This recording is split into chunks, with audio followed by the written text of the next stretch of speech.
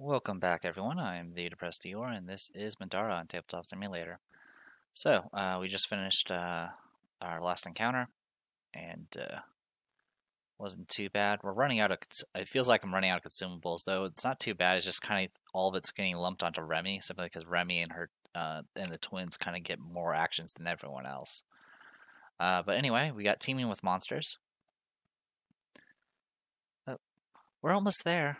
Justice continued to lead the way, her confidence not the least bit shaken for all the fighting they'd done. Rook still had his weapon drawn, cautiously, watching each tunnel they passed. Those guards will, excuse me, those guards will be happy to learn we've cleared out so much of the mines for them. I can't believe how many monsters that explosion unleashed down here. Where could they all have been? I have no idea. I will thank you for your help, though. Damocles said. My father and I would have come and done this already, except, well, Hyde will be even more grateful if you can help us save my mom. Murmurs behind the door, page 208. Okay. The first thing Nightingale noticed was the gore. For a moment, she was brought back to the informant's house in Ramsden and very nearly vomited all over again. The scene before them wasn't quite as bad, if only because it was a much larger space. Bits of flesh, bone, and clothing was pasted to the walls, floor, and ceiling. The traces of the original mine were barely visible. Minecart tracks leading through the cavern ended in a rusted ruin as they neared a crater in the stone. There was no gore within that sunken area, no blood splatters like the ones farther out. Only chalky gray rock, which crumbled away beneath Nightingale's fingers like dust. At the edge of the crater was a minecart, or half of one. The side closest to the explosion had crumbled to nothing, and choking fingers of corrosion snaked out from the end. There were 3 bloody marks near the edge of the crater, with streaks leading away from 2 of them. You didn't use dynamite, Damocles muttered, kicking the floor at the edge of the crater. What the hell did you do? Justice stopped beside him, shivering as she took in the carnage. They attacked me. They shouldn't have even been in Alinea, let alone down here. My guess is they were looking for the same thing we were. She paced around the edge of the crater, though she seemed to be searching the ground more than the crater itself. So these people that attacked you, who were they? Nightingale asked. It took Justice a moment to answer. Grim Deacons. I heard them talking. I think their names were Echo, Valentine, and Quentin. Wait, Grim Deacons? Rook asked. He was suddenly armed again and scanning the cavern around them. As in the Brahma's elite, spies and assassins? Yep, Justice said apologetically. She dropped to her knees and began fishing through the rubble. I've heard about Grim Deacons. Damocles scratched at his chin and thought. Hard to kill and incredibly connected. Why would they be here? They've been after my friend Xavier for a long time, Justice nodded toward Nightingale. He's the one who can help you with the Maluma. My Theodosian blast killed all but one when I used it. The one who survived was the one with the Blighted Guardians. I don't think he was a Grim Deacon, though. He was dressed like a miner. She pointed suddenly at the other end of the room. After I killed the Grim Deacons, he ran through there. Justice finally found what she was looking for and worked her fingers around a rock wedged against the wall. This is the place, she grunted, and the rock came loose. She lifted a fist-sized, irregular white stone from the ground, then jerked upward as Damocles snatched the item from her hand. He held it over his head, out of reach. What is this? What is this to you? And those spies wanted so badly, he asked. Justice turned and glared at him, but didn't jump for it. It's a pontifex, or at least part of one. I'm not sure what it does, but my friend needs it. A sudden chill ran through Nightingale's spine. The voice hissed in her head. You need that, Nightingale. She didn't fight it, and instead crept around Damocles. He was too focused on the artifact to notice her. These mines belong to the Hyde family. That means this artifact does as well. Maybe when we... Nightingale leapt, snatched the stone from his hand, and landed a few steps away. Despite the cool cavern around them, it was quite warm to the touch, and much heavier than it looked, like white translucent lead. Damocles turned an annoyed glance at Nightingale. What the hell? The room became deadly quiet. Everyone froze in place and stared at her. She straightened, holding the stone close to her chest with one hand. Her tail twitched behind her like an angry cat's. Your family rules Hyde, but Balthazar is the king of Elenia. Until we're done, I'll hold onto this in my father's name. You found what the Grim Deacons were after. Revealed medium hidden card UM22 and gained the first piece of the Pontifex story relic. Which I'm guessing it was what that stone that was in the room where the Maluma first was at. That was on the pedestal, and I think that's what he was looking for. I don't know. It's probably a different stone than this one, though. Was it UM22? UM22. But we do get an item, so we'll go ahead and draw it. The Pontifex. So it's a story relic. First piece of the Pontifex. Exhaust a counter. When making this counter, you may use a discipline costing 2 SP or less that casts a spell instead of making an attack. All other counter rules still apply. Despite Nightingale taking this, it can actually be given to anyone. So for right now, there's not. I don't get. We're not in a refresh yet, so I can't really organize anything too much. I can put it in an empty slot, and that's about it. If I want, the only person I would want this on is probably Justice, because she can then counter with magic. But for the most part, it's actually not too great. It's not really that useful to this group. I don't need extra counters. I don't really need the extra counters. You may use a discipline costing 2 or less, or less that casts a spell instead of making an attack. Yeah. Actually, it could be useful for Rook. He can counter with magic then. That's actually not bad. I can live with that. So I can give it to Rook, and then I believe you get a free re-equip whenever you get an item, so I can do a re-equip this way. So I could drop the Fate Engine and get the first piece of the Pontifex instead. Granted, it would have to, Rook, the attack would have to miss Rook first, but being able to at least use a Courage Stifle or counter with possibly a, I don't know if it'll work for things that are already exhausted, but being able to counter with magic would be nice. Anyway, continue reading below. Damocles grunted and looked for a moment like he might draw his sword, then lowered his hand and turned away. Fine. But you don't need it, Justin pleaded. Zephyr does. When we get there, I can give it to him. Nightingale allowed them to see where she stashed the stone. Once it was in her pack, the strange warmth faded. Think of it as insurance. Zeke rested one hand gently on Justice's shoulder as he looked around. No offense, but have you seen this place? Think of us holding onto the Pontifex as encouragement not to explode anything by accident. I like not being exploded, Remy said. We're wasting time. Damocles sounded sour again. Unless you'd like to lord over a minor house some more, Princess, we should continue our investigation. Nightingale sighed. Sorry. Let's go. It took work to clear the exit. A few minutes spent passing rocks out of the way. Eventually new ones stopped rolling in to fill their place, and a worn tunnel barely wide enough for Rook appeared. Great. Damocles drew his weapon and took the lead into the dark. Let's find our assassin. The passage ended in a thick stone door. Damocles braced his shoulder against it and shoved with all his might. He grunted and groaned, but the door didn't budge. Rook joined in, but to no avail. Rook sighed, shaking his head. Feels like it's barred from the other side. I don't think we can force it from here. I know one way. Damocles looked at Justice. Why don't you summon another explosion? It worked on the rock back there. She shook her head, clutching at her book again. My magic isn't like what other mages do. Every spell has a price, and my tome expects to be repaid.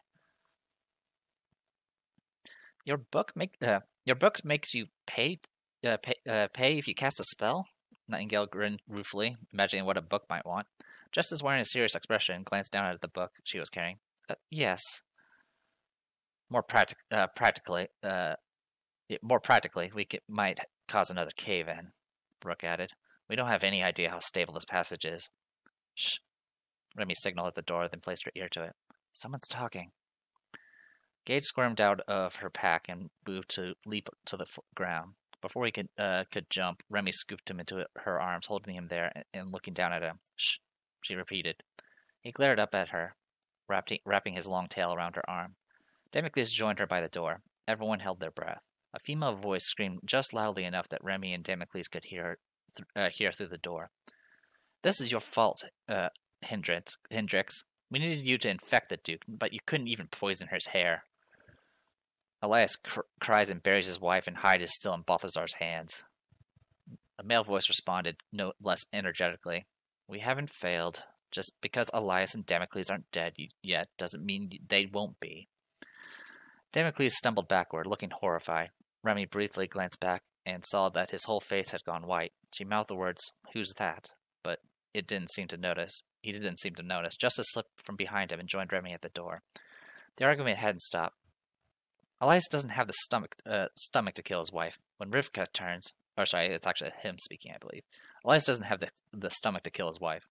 When Rivka turns, he'll be the first one she infects. If we're lucky, he'll spread to the whole household. Brahma couldn't hope for a better object lesson in the futility of Balthazar's rule. It will find Hyde a city not just a willing ruler, but a willing populace as well. The woman lowered her voice so that Remy could barely hear, but she could still detect the acid in her tone. "Your lack of precision in the initial attack means we have to depend on luck for success. This is exactly the sort of weakness that Brahma would not tolerate." So, Hendrix Patel. You might recognize the last name. There was a brief pause before the female voice continued. "We need another method. When the surgical strike fails, we turn into more destructive techniques. Didn't you say the Hyde estate gets its water from the market well? We need not wait. We can strike the Hyde family before they can recover and be more confident the infection will spread. If we can't pick off Elias individually, we wipe out the town. That'll give way to Brahminian occupation." Rook pulled Remy back from the door so fast that Gage hissed and jumped away. Remy turned to Rook and was about to ask about what he was thinking until she saw that everyone had backed away. Justice had her book open. The pages didn't glow exactly, so much as they looked like they weren't even there. Instead of a book, Remy saw a door, and through it an ocean of cerulean and gold. Justice extended her other hand toward the wall, and it looked like she was screaming, though no sound came out. The air rotted. Where the spell touched, stone withered. It was like watching 1,000 years pass before our eyes. Steel bands turned to rust, thickening and constricting. Stone cracked and buckled under the force before the metal turned to dust. Even though she hadn't yet taken a second breath, Remy felt as though she was watching the horrific scene in slow motion. Justice wasn't just ruining the stone. She was somehow killing a piece of the world. The passage in front of her widened dramatically, swallowing the doorway, and the walls on the other side leaving nothing behind.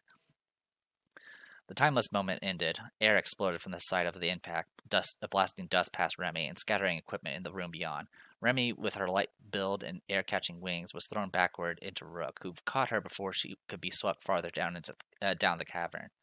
Nightingale fared a little better, smacking one of the walls so hard she fell over sideways and stayed there. Justice appeared as though she hadn't felt the explosion. For a moment, she stood in the center of the maelstrom, ignoring the destruction all around her. Only when the dust had settled did she finally drop to her knees, breathing and gasp.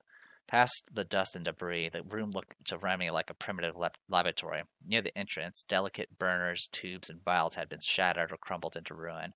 Though farther away, they had only been thrown off the table. Notes and books had been scattered in the blast.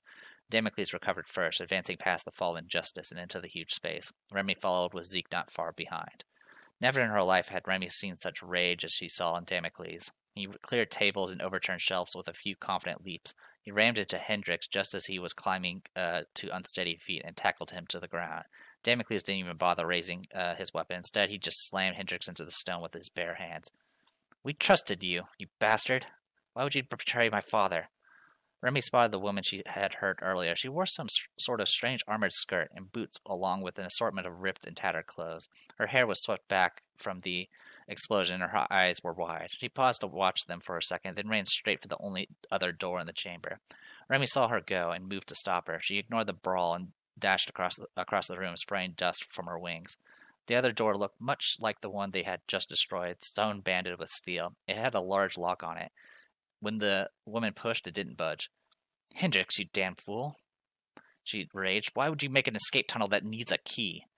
Remy approached, cautiously drawing her weapon. The woman turned with a sword in each hand. In her eyes, Remy saw only madness. It was so intense that Remy paused, horrified, considering that perhaps it would be better not to fight her alone.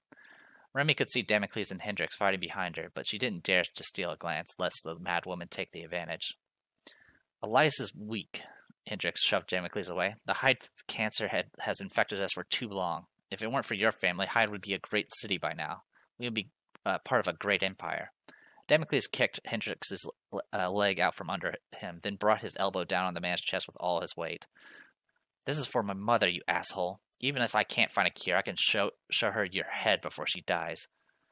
Nightingale finally made her way in, nursing bruises and clutching the piece of Pontifex close to her chest. Justice was close behind, her book still open in one arm, and her eyes still glazed. Stop! Nightingale called. She held the Pontifex piece out toward the woman. The woman stopped, eyes widening as she saw that what Nightingale was holding. Justice pointed at the woman in horror, struggling to speak. I killed you.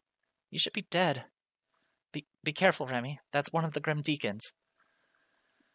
Remy was closing on the woman, who suddenly jerked, knocking over a table of beakers and bubbling liquids at Remy's feet, before moving toward the fight in the center of the room. Remy jumped backward in time to avoid the crashing table. The woman grabbed an 8-inch syringe, dripping something thick and pulpy from the debris. She turned and made straight for the brawl. Remy noticed and tried to run after her, calling out to her friends. Zeke, watch out! Zeke looked in her direction and dodged out of the way just as the woman dashed past them. Damocles and Hendrix were too busy trying to kill each other to notice. Hendrix had pinned Damocles to the ground and was raising a fist. Hendrix, your failure won't go unpunished, the woman cried as she slammed the syringe straight into his back. And she yanked the key from his neck and then bolted for the door. So here's the Echo woman. All right. Remy ran after her, dodging around Hendrix as she went. She took to the air, but the low ceiling kept her from getting too far. By the time she made it to the door, the woman was already fleeing down the passage. The door was open just wide enough to permit her lithe form to slip through. Remy was ready to follow, but a hideous sound pulled her attention back to her friends. Hendrix was screaming so loudly that his voice gave out as he writhed in agony. Flecks of blood and spittle sprayed from his mouth. Even Damocles retreated in horror.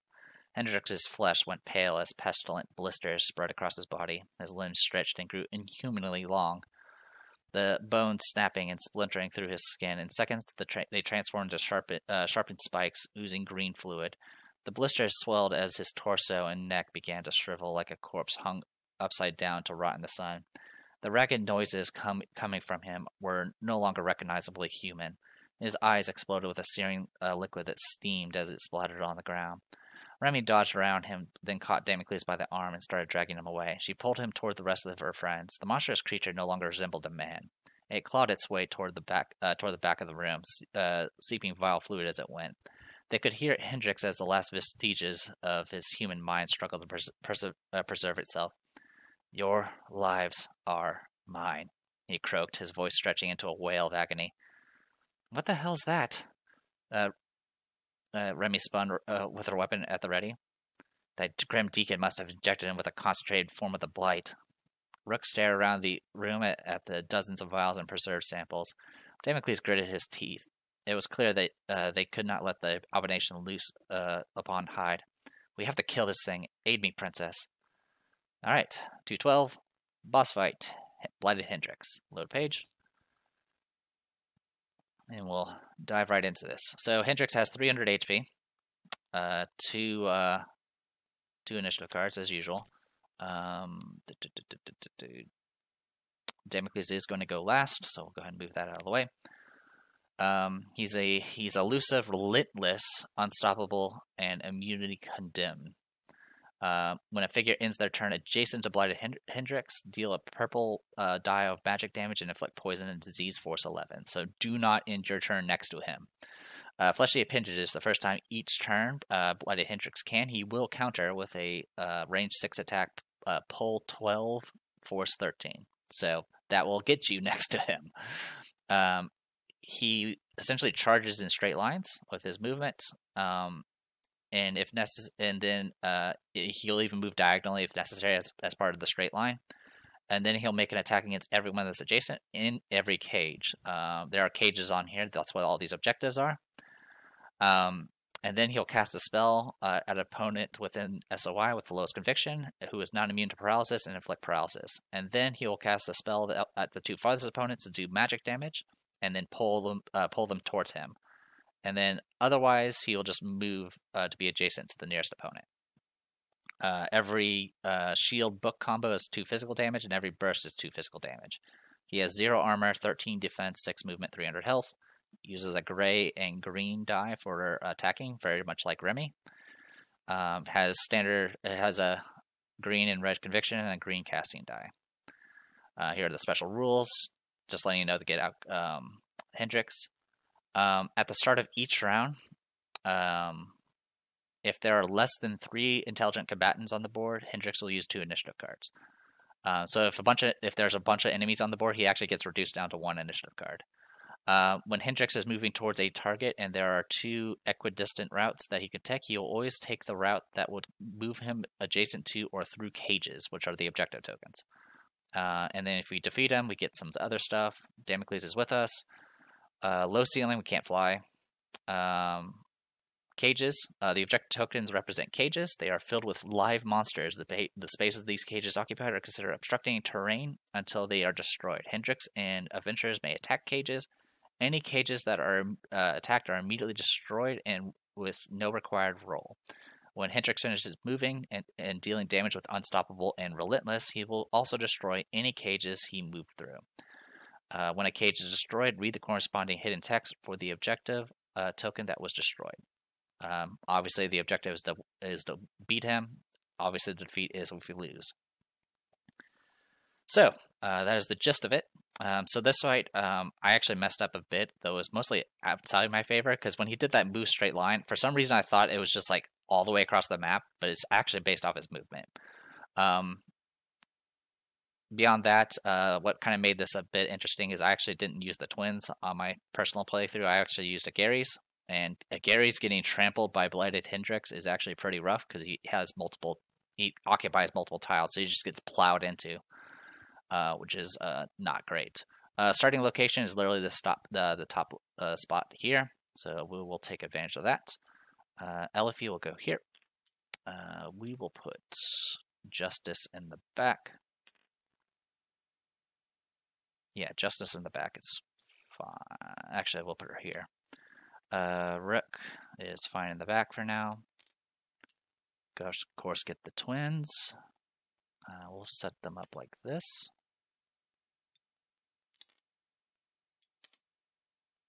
And then Nightingale will go there.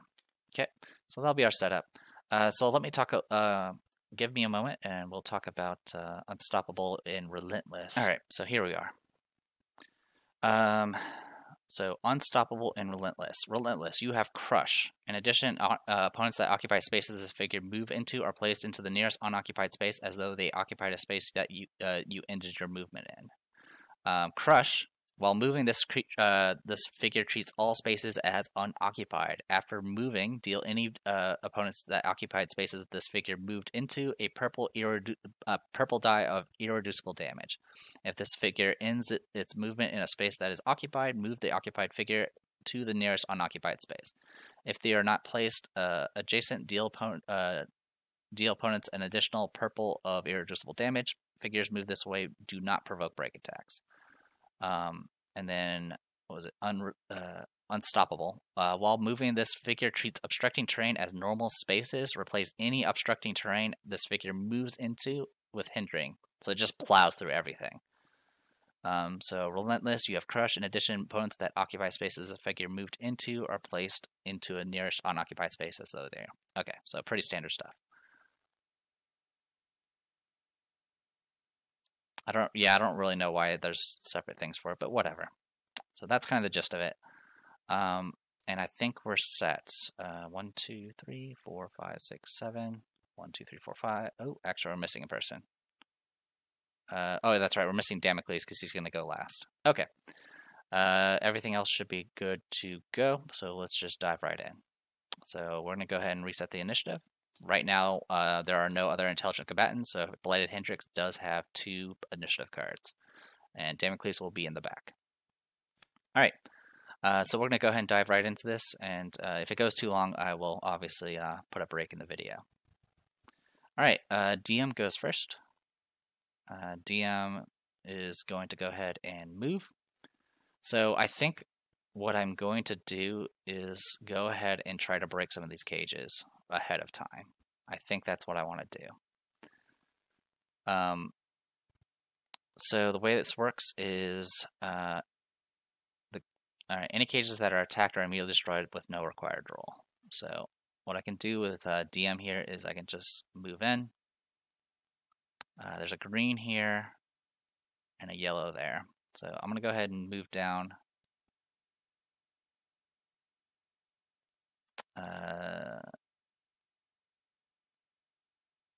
Yeah, I'm going to go to here. So that's 1, 2, 3, 4, 5. I can move there. And then I'm going to go ahead and use False Idol to break. I'm going to break the green objective on purpose. I haven't tried this strat before, but I'm going to try it. Alright, an Earthloa steps from its container, spawn an Earthloa on the space this token occupied, and then discarded this token. So that's kind of part of the reason why I'm doing it, is I want to actually deal with some of these monsters before they get a chance to act, because obviously if you add a monster in, they go immediately after the initiative. So if the Blighted Hendrix triggers something, more monsters are going to immediately act after it. And in my personal playthrough, what ended up happening is he actually broke the Earthloa cage, and then the Earthloa put barrier on Blighted Hendrix, which pretty much really hurt Nightingale's damage output. So we got this going. It's not going to be pretty, but it will be okay. Well, it might be okay. Honestly, this fight's not too bad, especially if you can get the poison on him, because he's not immune to poison. He's immune to condemn, and that's it. If we can get wilt on him, that's even better. All right. So we'll go ahead and get it was on the green objective. So here we go. All right, and I think for right now, yeah, I think that's going to be it for her. So it's going to go Earthloa next. Earthloa is out of range to give anyone barrier, so that's why I did it. I could break the other one, but I'm not going to do that yet. Not until we deal with this Earthloa. Earthloa is going to just straight up attack DM. DM does have nimble dodge, so we'll go ahead and trigger it. So that's 2 shield, so she is at 15 defense. Okay, it misses. I am not going to bother dodge. I'm not going to bother to counter. All right, goes to Nightingale next. Nightingale will get +1 stamina because of haste. She's going to go ahead and do Like the Shadows. So Blighted Hendrix is going to go twice, and he's going to go in a straight line. So we definitely need to get away from this location as quickly as we can. Actually, we're not going to do Like the Shadows. I'm just going to move normally. So 1, 2, 3, 4, 5, 6, 7. We're just going to go to here. Key thing here is I'm trying to get I'm going to try to not get as many people in a straight line, so I don't get plowed into through multiple people. It's going to be pretty hard with this many people. It was also pretty hard with Agares because he takes up 4 spaces. It is what it is, of course. So I'm going to go ahead and pop Precise Strike first. And I'm going to go ahead and empower it and target the Earthloa.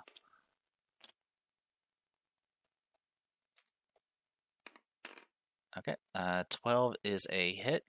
It's going to do no physical damage, but it will do 6 magic. And then I'm going to go ahead and take a damage, activate Infection, do Quick Blow, and then also go ahead and empower it as well. Alright, that's going to be a miss. I'm going to go ahead and activate a Lightning Machine and attack one more time and empower it. Okay, I'm going to go ahead and re-roll the... I'm going to re-roll the 5, or actually I'll re-roll the 4 and see if I can get better. Nope, and that is actually a full-on miss. Good times. Alright, that is it for her then. She did a little bit of damage, and that's about it, unfortunately. Goes to Elifie next. Elifie is going to go ahead and spend stamina to move. She's gonna go 1, 2, 3, 4, 5. Yeah, you know what? I'm just gonna be adjacent. That's fine. 6. Actually, that's too risky. 1, 2, 3, 4, 5, 6, like that. And then I'm gonna have her do a gore shot. All right, 9 plus 6 is 15.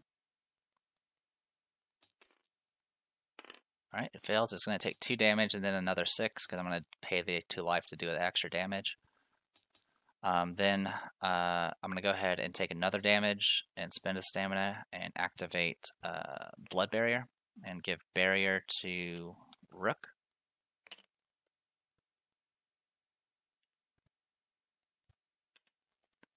And then that'll be it for her turn. I don't think there's anything else I want to do. No, there's nothing she can do. All right, goes to Remy. Remy is going to go ahead and spend a stamina in place to get courage.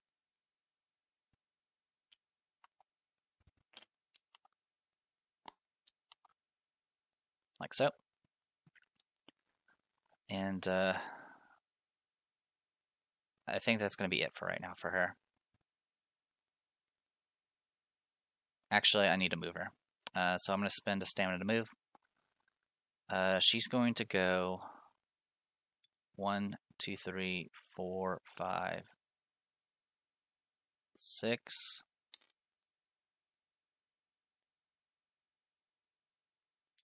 7. And just checking a few things here. Move in a straight line through an adjacent opponent and end up on the edge of the board. Moving diagonally if necessary. So it's a straight line. 1, 2, 1, 2, 1, 2, 1, 2. Okay, you know what? I'm just going to go there. Okay, that'll be it for her. Then it goes to 1, 2, 3, 4, 5. Yeah, that's cheap. I think that was fine. Goes to Justice. Justice will get a whole bunch of nothing. We'll go ahead and spend 1 stamina to do haste. Also, she will heal for 1 for Nirvana's Mark. We'll put haste on Femke, which will apply it to everyone else. Like so. Then she is going to go 1, 2, 3, 4, 5, 6. She'll go ahead and do Gore Shot first. 8 plus 6 is 14. Okay, it's going to take 2 damage, which will be, and then another 6 because I'll pay the extra life from Gore Shot. Then I'm going to go ahead and flip this Hasten Core to give her self-haste. And then I'll go ahead and cast Life Grasp. Yeah, I'll cast Life Grasp. I'll target... so these things are obstructing terrain, by the way, the purple objects. So I'll target the Earth Loa. So here's the cast. 9 plus 6 is 15.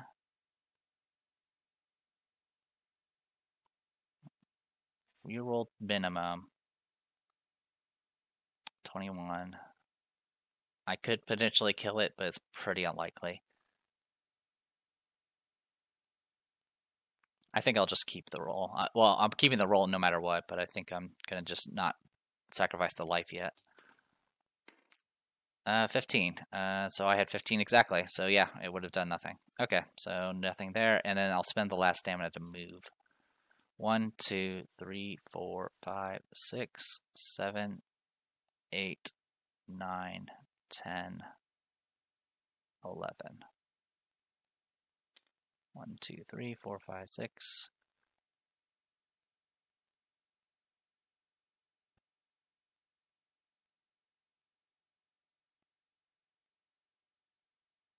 Okay.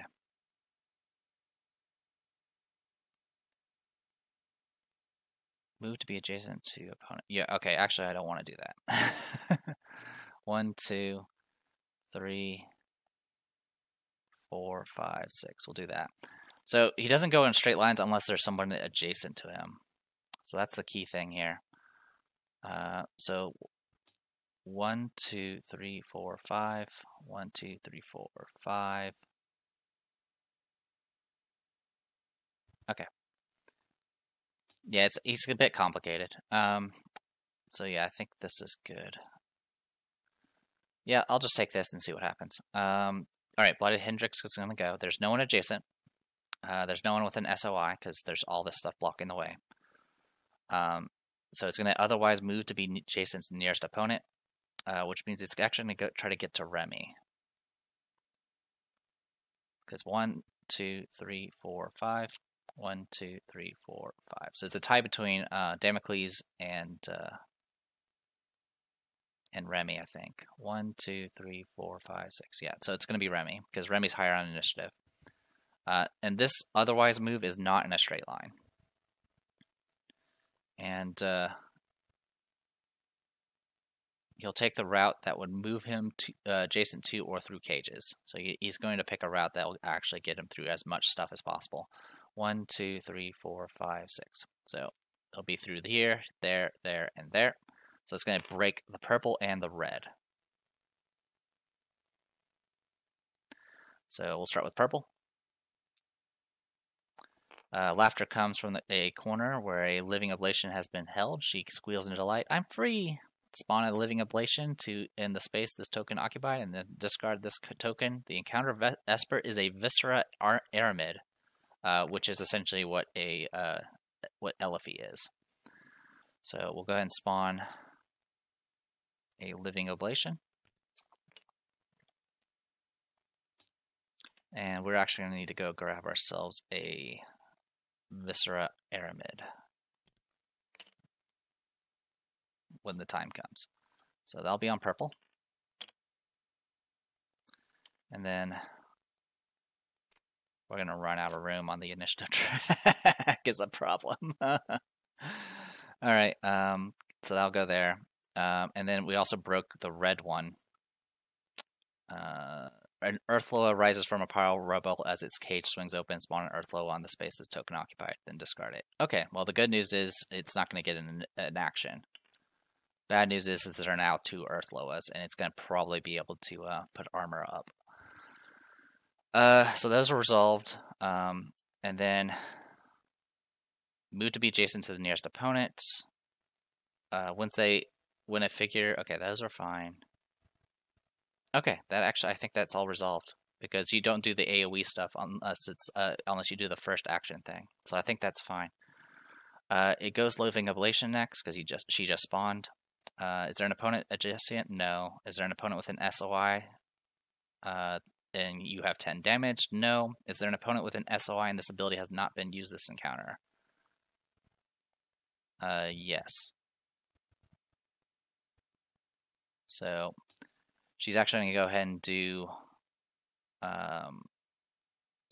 summon Minos the Contractor. We'll have to make a note that this has been used, so I will. So Minos the Contractor has been used against the opponent with the most damage within SOI. Her SOI... So technically this red box is the entire tile from what I understand. So I'm just going to treat it as Remy. So Minos the Contractor. An opponent with an SOI is dealt magic damage equal to the number rolled using both their conviction and then they're afflicted with condemn. So this is going to put condemn on Remy. And Remy needs to roll a teal and a purple.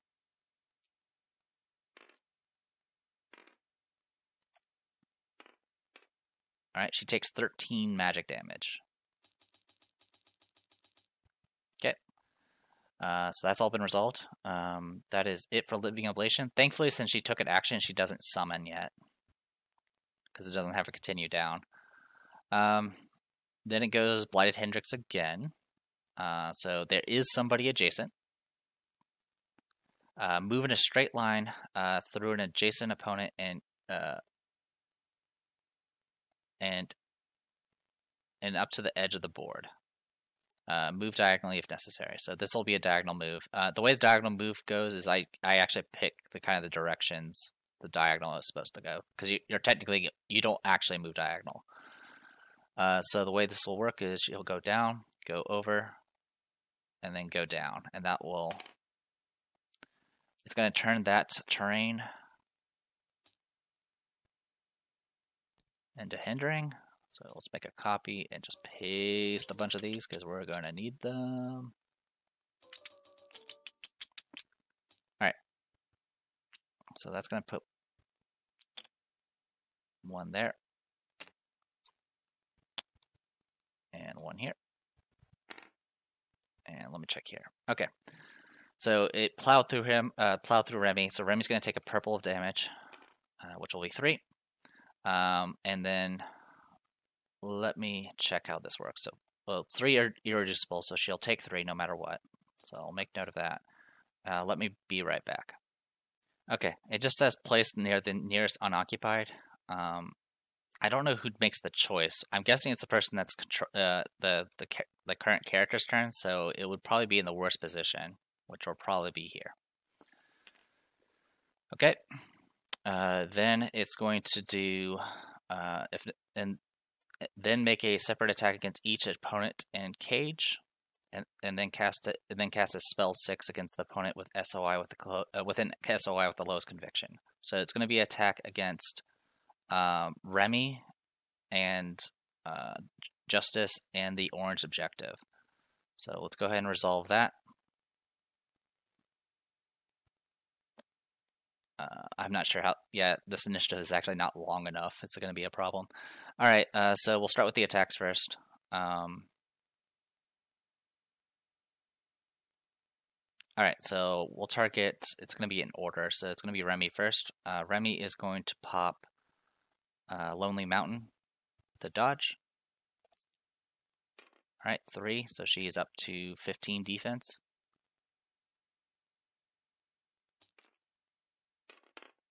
Okay, that's 18. That's great. I'm going to use a 1, 2. It's within SOI, right? Yep, within SOI. So I'm going to go ahead and re-roll that 10. All right, so it becomes 14, which is actually a miss. Okay, and then I am going to go ahead and not counter. And then the next attack will be on Justice. Justice will go ahead and pop Marbus Threads and roll her dodge. All right, nothing. She gets a +1 to it, and that's about it. So she's at 12 defense. It's in hindering terrain, so it'll be -1. Okay, you need to stop rolling 10s. Well, no one else, no other rerolls to mess around with, so it is what it is. Okay. So 17 -1 is 16. So it'll be 4 damage base. 5, 6, 7, 8, 9, 10. I'll do 10 damage in total. She doesn't have armor. So yeah, I'll do 10 damage to her, putting at 13. Yep, that is it. Okay, no additional things on that. Then the cage will break. It'll be an orange one. Spawn several Fragors spill out of their enclosure, clicking madly. Spawn 3 Fragors on the space this token occupied, as well as any occupied space adjacent to this token. Then discard this token. So, boop. All right, so we get Fragors, which is the worst scenario.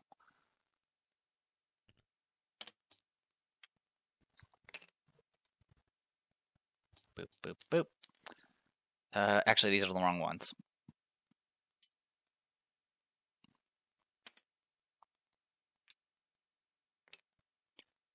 We need the other one. Vibrate Fragors.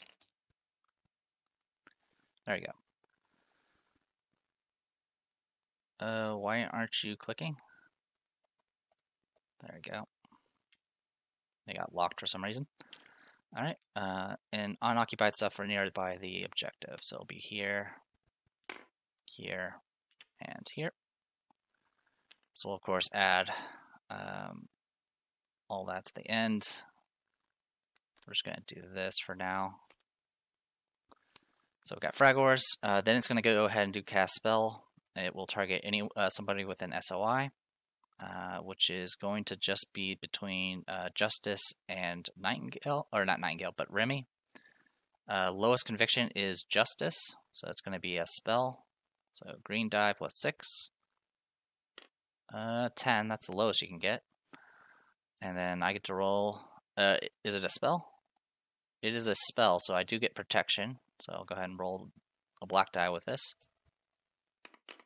Okay, well that's the best. All right, so it's gonna do paralysis.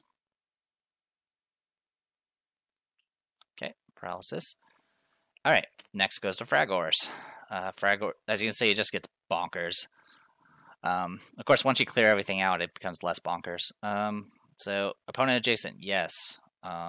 It's going to go ahead and attack Remy. I'll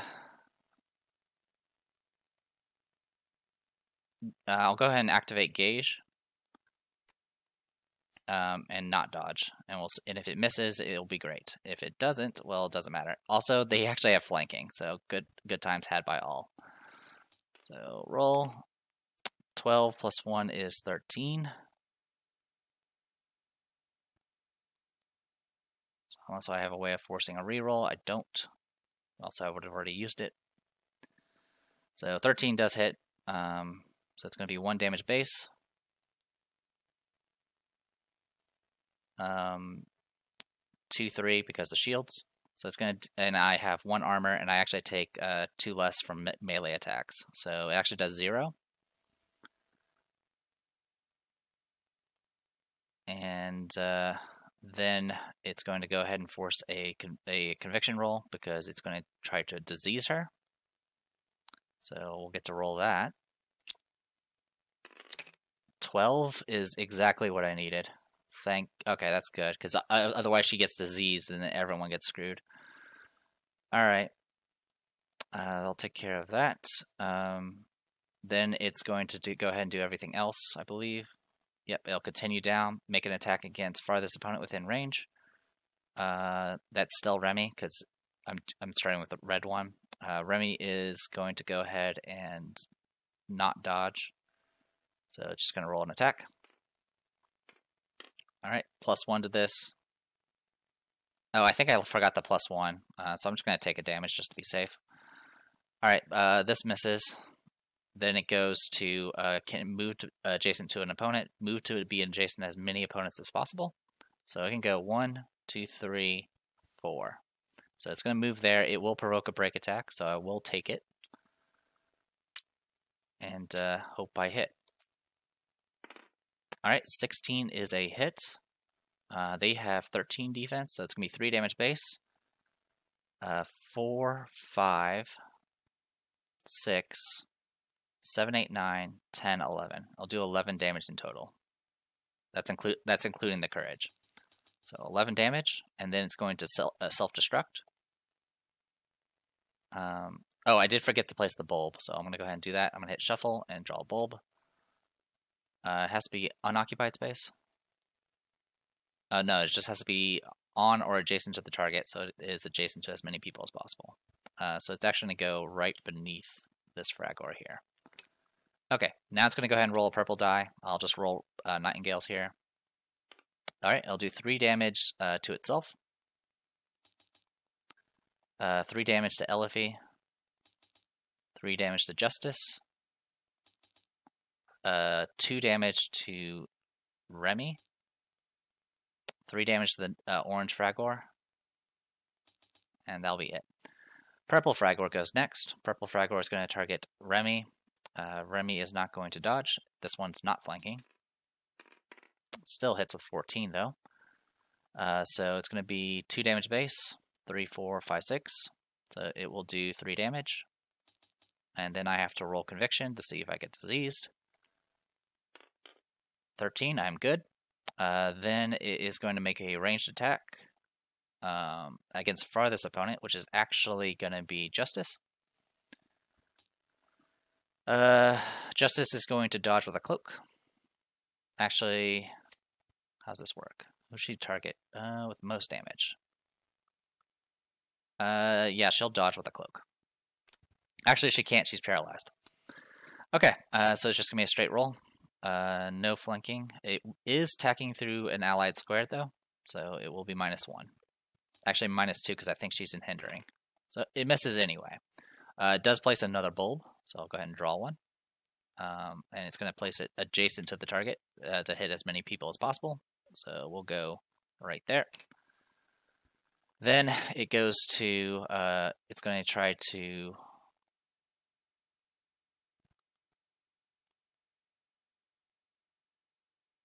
trying to make sure I did this right. Yeah, that's all correct. Okay. Then it's going to try to move to be adjacent to as many things as possible and explode. It literally can't get anywhere with 4 spaces, so it's just going to explode in place. So we'll roll a purple die. And it's 1 damage. I'll do 0 to Remy. It'll do 1 damage to itself. 1 damage to Blighted Hendrix. 1 damage to Orange Fragor. Alright, it goes to Orange Fragor. It's going to target the person with the most damage, which is Remy right now. Remy's going to go ahead and spend a stamina to dodge. Okay, I'm going to go ahead and exhaust Morbid Leather and go ahead and re-roll that. Okay, so she is up to 16 defense. No more flanking, so that's good. 15, okay, barely missed. Then it's going to go ahead and make a ranged attack against farthest opponent. It's a 3-way tie for her for it, so it's going to go after highest initiative, which is Elifie. So Elifie will nimble dodge. Gets +1, so it's just going to be 12 defense here. -1 to the attack is attacking through an allied square. So 13 -1 is 12, so it does hit. It's going to do 2 damage because of shields. So 2 damage to Elifie. It's going to place another bulb. This bulb will be placed here because it will hit as many people as possible. Then it's going to try to be adjacent to as many people as possible and then explode. 1, 2, 3, 4. Yeah, where it's at, it's actually the best place. So it's going to go ahead and roll a purple die. It's going to do 6 damage to itself. 6 damage to Red Fragor, which will kill it. 6 damage to Elifie. 6 damage to Justice, which almost kills her. 6 damage to Blighted Hendrix. 6 damage to itself, which I already did. 6 damage to Purple Fragor, and then 6 damage to Remy, which gets reduced to 5 damage. Okay, so that all happened. Then it goes to Rook. Rook is going to go ahead and place the font of renewal because we need that now. So I can place it within SOI as long as I see one of the squares and it's in all standard terrain. So we will put it, you know what, we'll just put it under this. Like so. Alright, so there it is. Can't cast magic because there are bulbs out. So what I'm going to go ahead and do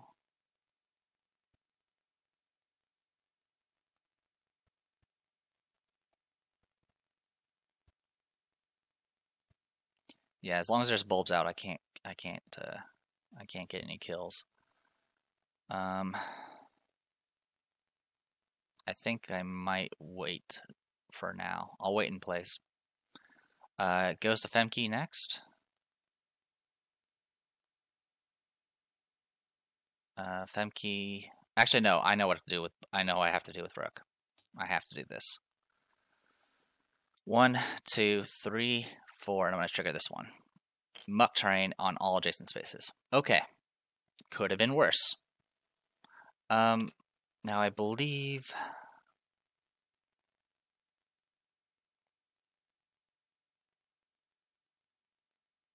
let me check something on font renewal. I'll be right back.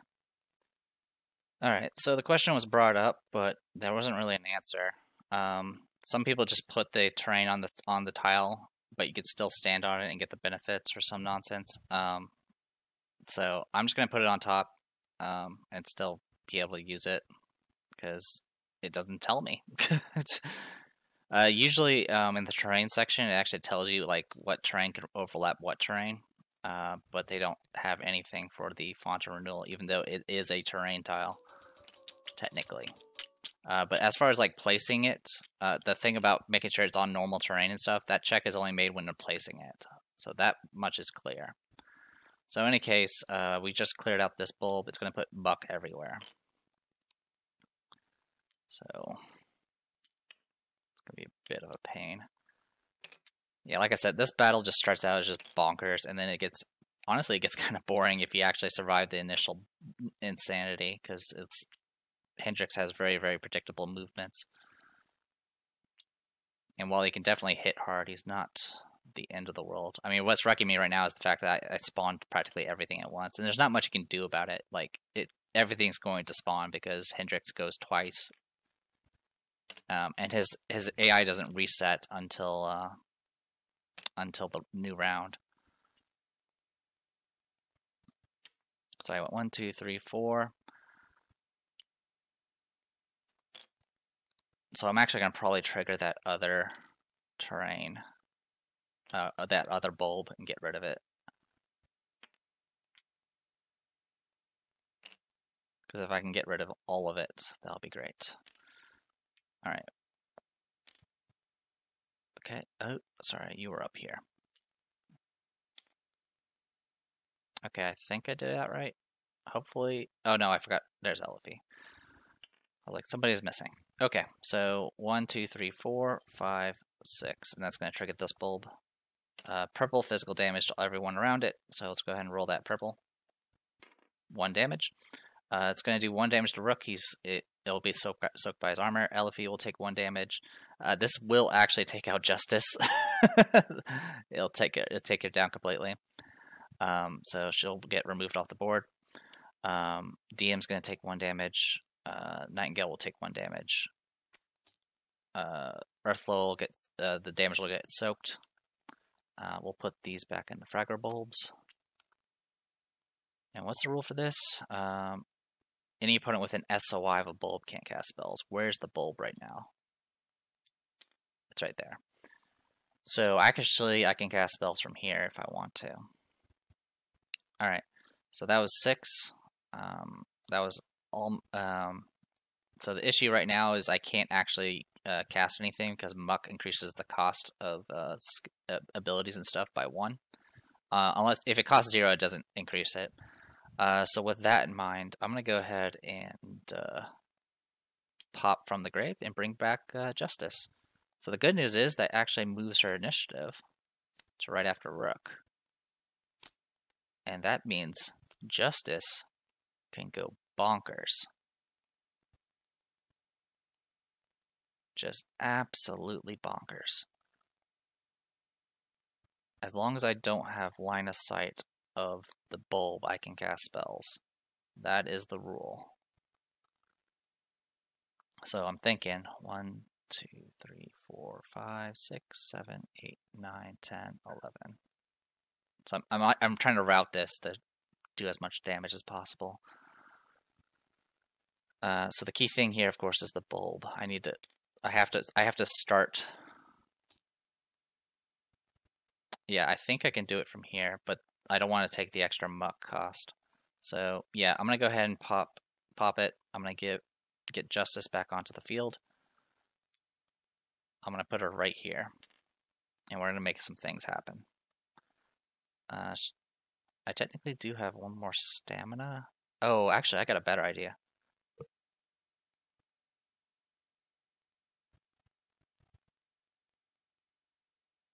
Because what I can do is, with that last bit of movement I had, with the last stamina I have, I could extend my movement and go here, and then resurrect Justice here.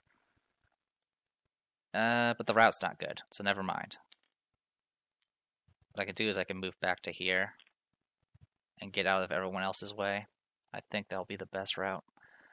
Okay, so Justice will come back with half health, so 20.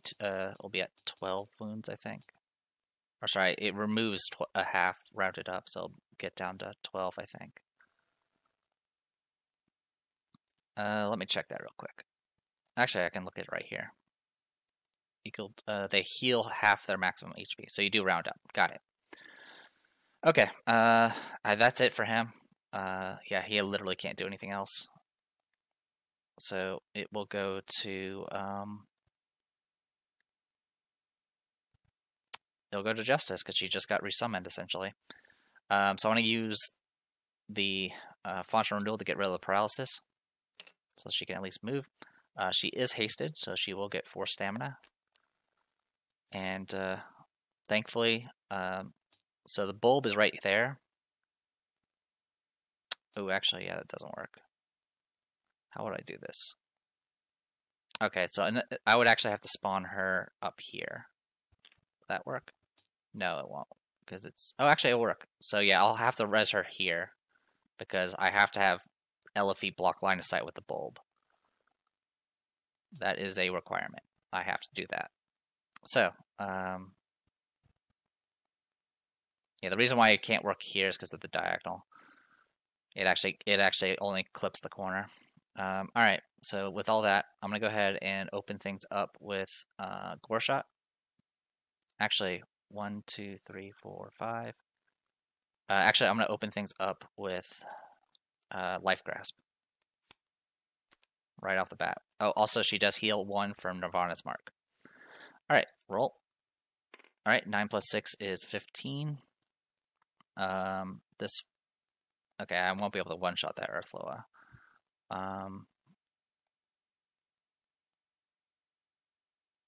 Okay, that's fine.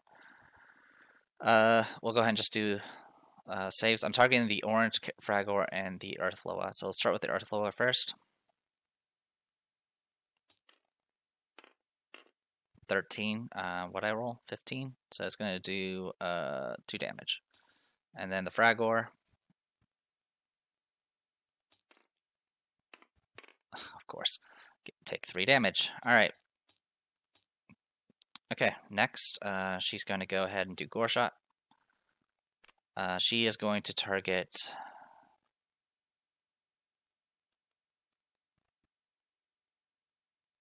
she'll target the Earthloa, the orange one, or the red one, sorry.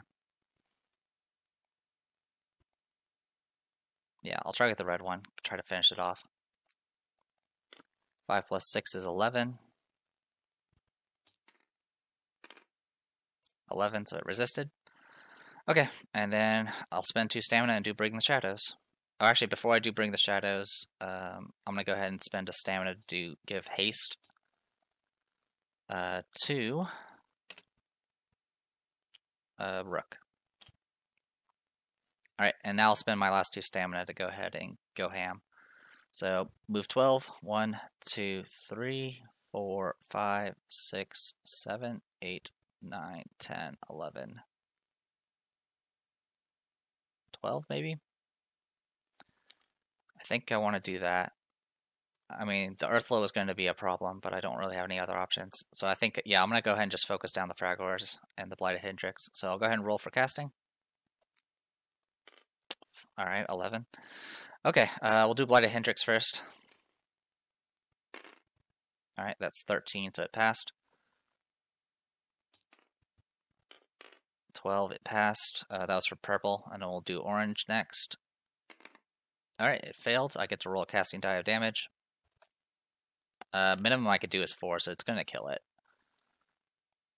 Alright, well that sucked. Quite a bit, actually. That sucked a lot. Now the movement I did does not provoke break attacks, so it didn't trigger the bulb. Okay, that is it for her. We'll go ahead and dive right into Femke. So Femke is hasted, so she gets 1 stamina. She's going to spend 1 to move. And she's going to go ahead and go there's so many choices. 1, 2, 3, 4.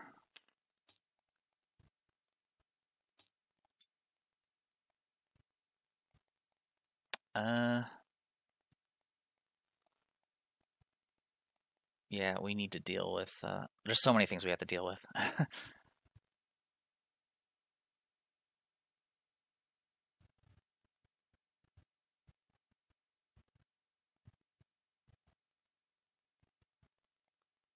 Yeah, that diagonal's going to be a problem. Alright, yeah, I think I'm going to go ahead and go here. And I'm going to make an attack on the purple Fragor. Because if it dies, the bulbs won't nullify magic anymore. So we'll go ahead and do False Idol first, targeting the Fragor. It's going to be -1 to the attack because it's going to be -1 to the attack because I'm attacking through Remy. It has to be empowered.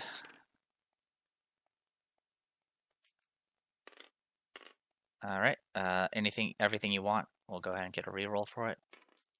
Okay, 17 -1 is 16. So it'll be 3 damage base. 4, 5, 6, 7, 8. It'll do 8 damage to that Fragor, which will put it at 15 out of 16.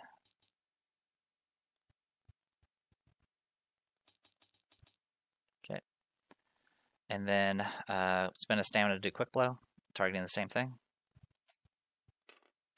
Alright, so there goes Courage. Oh, actually, I forgot to add Courage. I forgot to add Courage. That actually would have finished it off, so it's actually dead. The next thing I would have targeted would have been the Earthloa, and so that would have missed. And that would have gotten rid of Courage, so Courage is still gone. But I'll go ahead and spend that last 2 stamina and go ahead and exhaust Brutal Slaughter, and I'm going to target that Earthloa still. And miss. Okay, good. That's exactly what I wanted. And last is Damocles. Damocles is going to go ahead and make an attack against the Earthloa. So spend 2 stamina, make the attack. Alright, that's 13. It will hit. So it will be base 1 damage, +1 from Hammer Helm. +1 from a Hammer Helm. 3, 4, 5, 6, 7. So it'll be 7 damage. It has 5 armor, so it's going to have 2 damage. And I'm going to go ahead and take 10 damage using Blood Pact to do additional 10. And that will finish off that Earthloa. So that Earthloa is dead. We get to draw loot still and get 9 gold. Oh, also we needed the draw loot for the Fragors, so let's go ahead and do that as well. So 17 gold in total. So 570. Alright, this does get Fragors off the board, which is good, because now we actually have room for shit. And then he's going to go ahead and spend a stamina to move. Yeah, he'll spend it. I can't use the Ring of Blood. Actually, when I deal damage, yeah, I'll go ahead and exhaust it and heal too. That'll work. Spend stamina to move. He's going to go 1. And you know what? He's just going to hang out there. Okay, next is a new round. We get to start over. Alright, Justice goes first. Justice is going to get 4 stamina because she's hasted. She's also going to heal 1 from Aspect, or from Nirvana's Mark, and then heal 2 from the Font of Renewal, because she does have line of sight with it. Then, we don't need to worry about the bulb, so she can cast wherever she wants now. What I'm going to go ahead and do is go...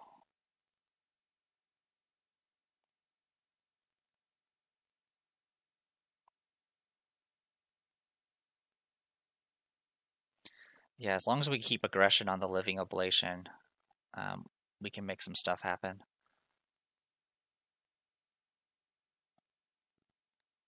And I'm just making sure I did stuff here correct here. Yeah, 2 purple magic damage. Cast spell against 2 farthest opponents. Oh, actually, I did forget stuff. I forgot to do I forgot to cast spells against 2 farthest opponents with an SOI. That probably would have been Justice. It would have been Justice and Remy. So I'll go ahead and roll those spells now. It won't matter with Justice. Justice would have fell one way or the other. So that wouldn't have mattered. But yeah, I need to actually roll. I forgot to continue down for the paralysis. So I should have actually resolved that. Like I said, this combat's just really annoying. Yeah, it would have went after the farthest, but the situation would have been it only had line of sight on Remy and Justice at the time. So it would have targeted Justice, which probably would have killed her, and then it would have targeted Remy. So let's go ahead and do the casting for Remy and get that resolved. So 7 plus 6 is 13. And then I'll roll this. Alright, failed it. And how much damage is it? Purple of magic damage. 2 magic damage, and then she gets pulled, but she's already adjacent, so it doesn't matter. All right, so yeah, I apologize for messing that up. You only do this spell, by the way, only after you do the movement adjacent stuff, I think. Or you could do it otherwise, but yeah, I should have done it because it had to continue down. Anyway, and then it moves to be adjacent to the nearest opponent, which it was already adjacent. Okay, so yeah, that works all out. All right, so yeah, Justice is going to go ahead and spend 3 stamina because she's in muck to go ahead and do Bring the Shadows. And she's going to go... she's at full health. Yeah, we'll go 1, 2, 3, 4, 5, 6, 7, 8, 9, 10, 11. So I'll tag these 2. Alright, I'll roll my casting die. 6 plus 6, that seems to be the number, which is slightly below average. So 12, let's go ahead and roll Conviction for Living Ablation first. 10, it actually failed. And then for the Earth Loa, 11, it also failed. Okay, I'll roll casting die. This will do 5 damage to both of them. And apply Darkness, which is really good for the ablation because now it can't dodge. Okay, those are resolved. Then I'm going to go ahead, since I'm no longer in muck, I'll go ahead and spend my last stamina to do Life Grasp, and I will roll it. 5 plus 6 is 11. We'll just see what we get. Alright, 14 is resisted. 18 is resisted. I'll go ahead and cast Light Gore Shot next. I'm going to target the Earth Loa because I need that thing dead. Her casting needs some work. All right, so 11. All right. I'm just gonna leave that as is. Yeah, I'm gonna leave that as is. Actually, no. I will go ahead and force the reroll. So force the reroll. Let's go ahead and cast. There we go. All right, you did even better. Okay. Well, at least those rolls are out of the way. Goes to Rook. Rook is hasted, so he gets 4 stamina. He's going to go ahead and spend 1 stamina to go ahead and cast. 1, 2. Oh, I screwed up, by the way. There were 1, 2. Actually, I don't think we screwed up. If there are less than 3 intelligent combatants, we only had 2 on the board now. Because we killed so many of them. So yeah, that actually worked out. Okay, so that's all taken care of. Okay, so line of sight. I do have line of sight of Hendrix. So I'm going to go ahead and take this as an opportunity to go ahead and try to do Corrosive Ideal. So I'll spend a stamina for that, which is what I just spent. It'll be a green die. I don't want to empower.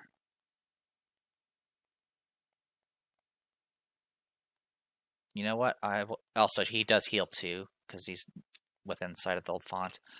Actually, I will go ahead and empower it. So empower. Oh, I see that skull. Oh, thank you. So 5 plus 4 is 9, brings up to 15. And then Blighted Hendrix is going to go ahead and roll Conviction. 13, it fails. So he is now poisoned. Okay, 1 down.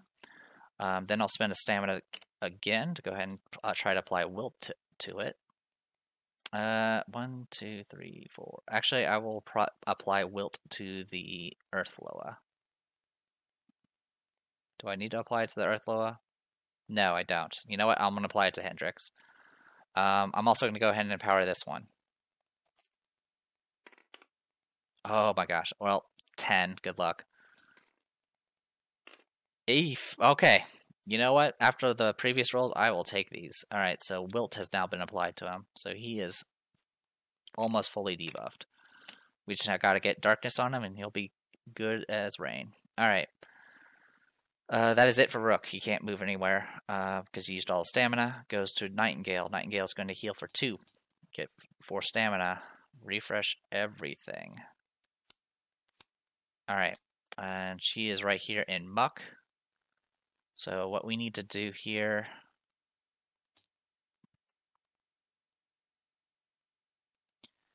I'm gonna have to spend 2 stamina to move.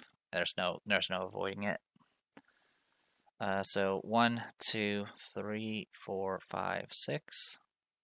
We're gonna get ourselves situated here.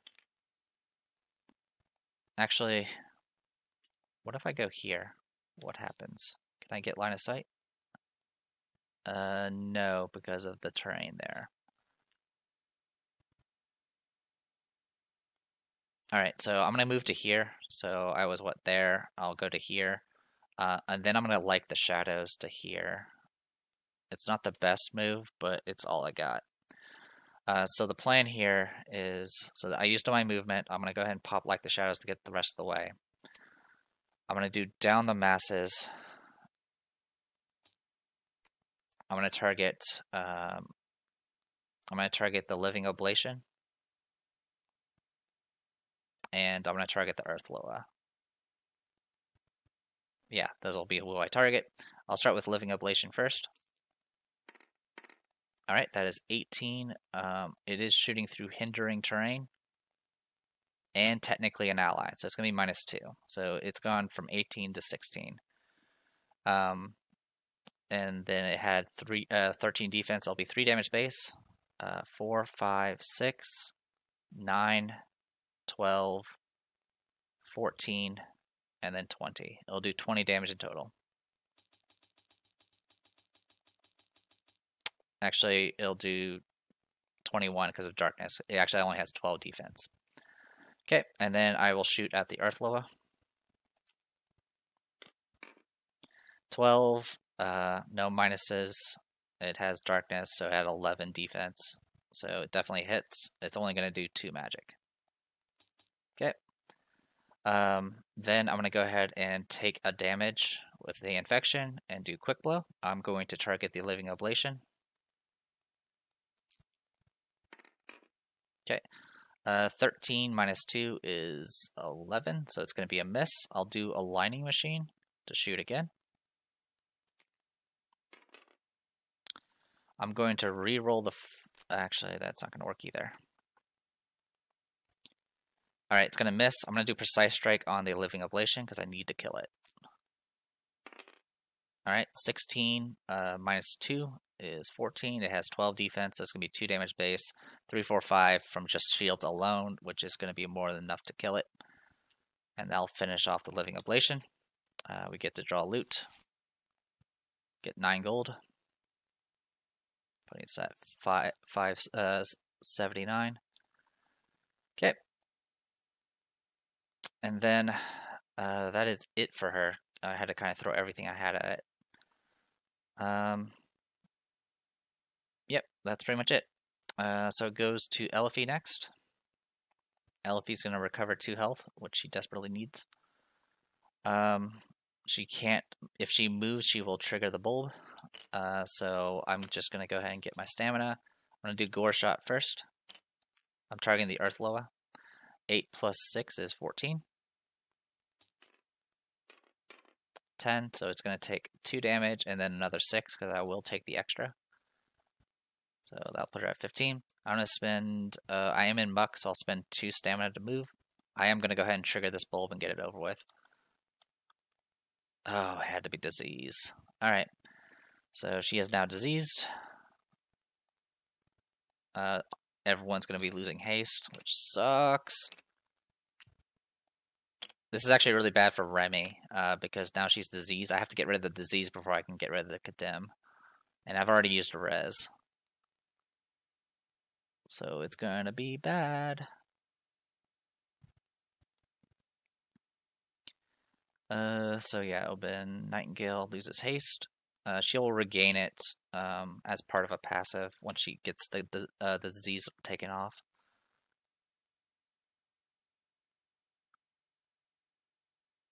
Nightingale, Femke, and Elfie. Okay, so I need to get a bunch of diseases, so let's go ahead and get that up and running. I mean, good news is the bulbs are gone, so I don't have to deal with it anymore. Bad news is everything else.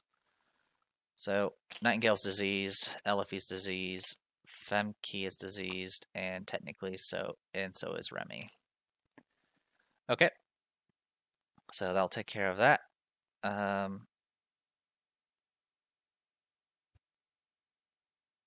And yeah, I'm just going to move her away. I think that's going to be the best call for right now.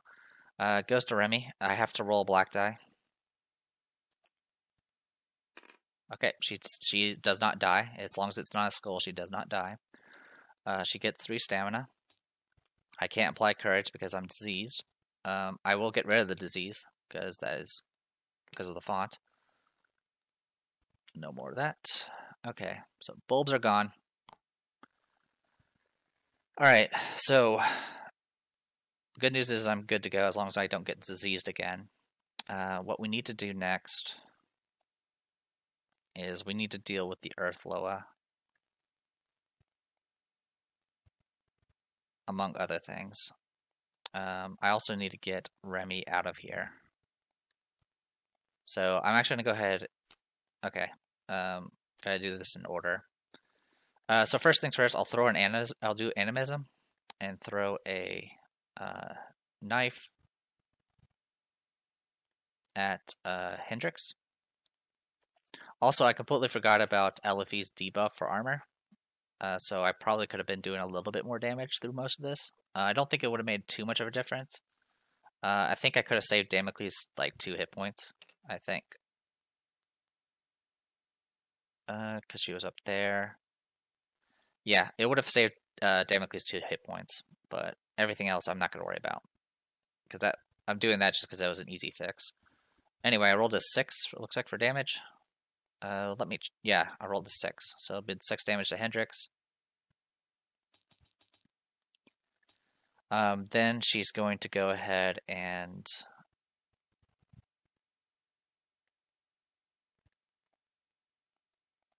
do I want to...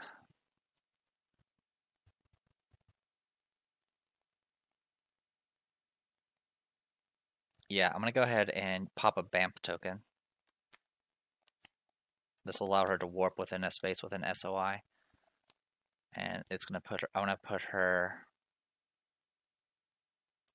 right here. And then I'm going to go ahead and save the rest of my stamina. Okay, so that's Remy. Goes to Damocles. Damocles will heal for 2. Then he's going to go ahead and make some attacks. Actually, before I do any of that, just in case, let's revert that. Before Remy's turn ends, I'm going to go ahead and pop all my summon tokens.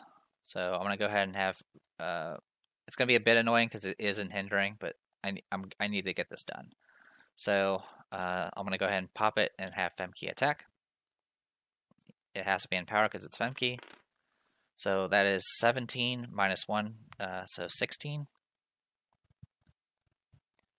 So, yeah, so it'll be 3 damage base. 4, 5, 6, 7, 8, 9, 11 damage. Putting it at 24. And then I'm going to go ahead and pop another one. Keep swinging.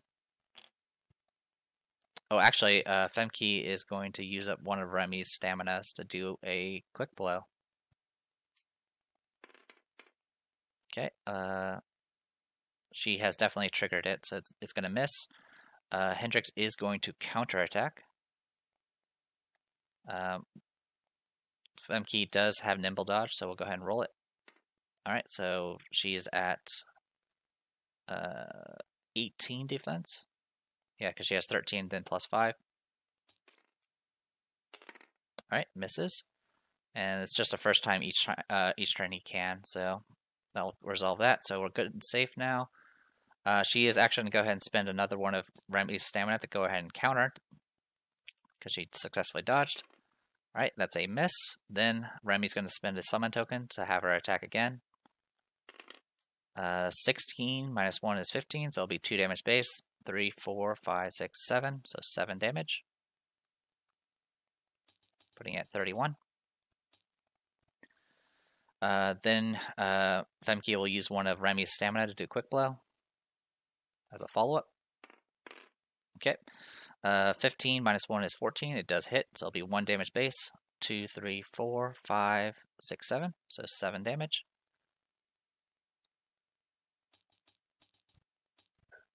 Okay. Then no other stamina to spend, so we'll just start spending the rest of the summon tokens. So another attack. 14 minus 1 is 13, so base damage is 0. 3, 4, 5, 6, 7, so 7 more damage. Putting at 45 out of 300. Another summon token, which I just moved. 13 minus 1 is 12, which is a miss. Summon token. Skull, which is also a miss. Summon token.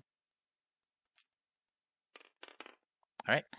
19 minus 1 is 18, so base damage is going to be 5, 6, 7, 8, 9, 10, 12, 14. So 14 damage in total. Putting it at 59. Alright, so with that, I'll end Remy's turn, and I'm going to go ahead and call this a video. When we come back, we'll finish the rest of this fight. We still have to go through, 241 more HP. So, I am The Depressed Eeyore. This was Middara and Tabletop Simulator. See you guys in a bit.